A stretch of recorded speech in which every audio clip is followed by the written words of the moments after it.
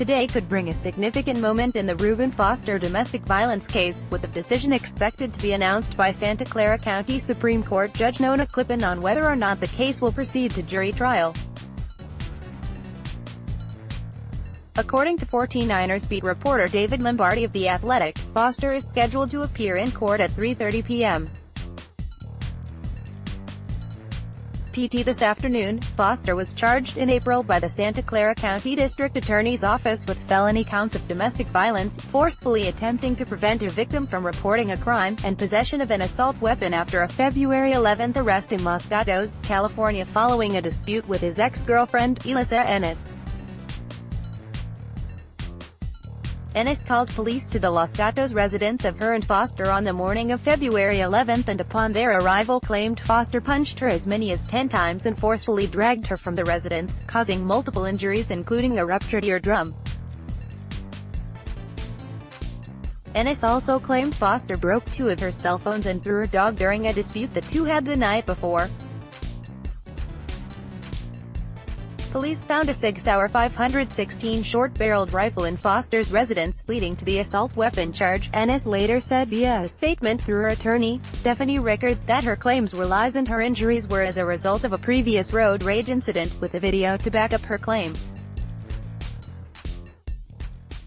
Ennis said the same thing during Foster's preliminary hearing on May 17, during which she claimed the accusations she made to police were all lies in an attempt to get back at Foster for wanting to break up with her.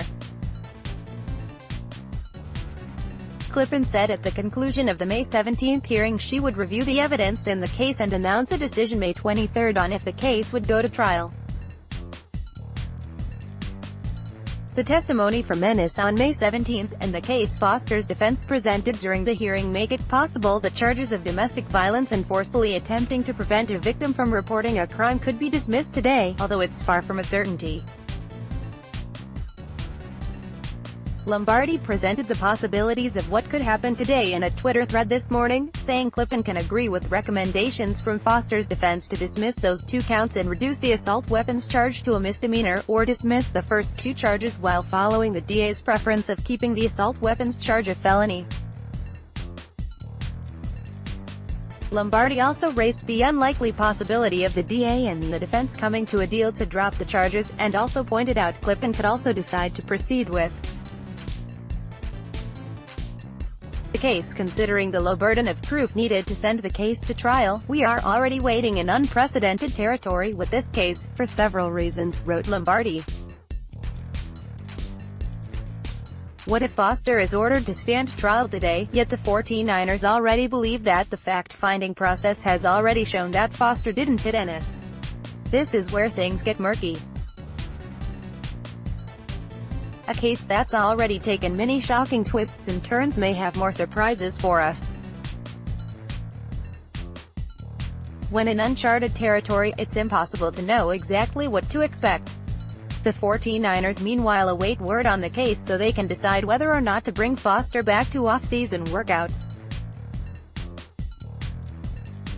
Foster has been away from workouts while dealing with the case, but if a decision is announced today that the case won't proceed, the 49ers could make an announcement quickly on if he will return to the team.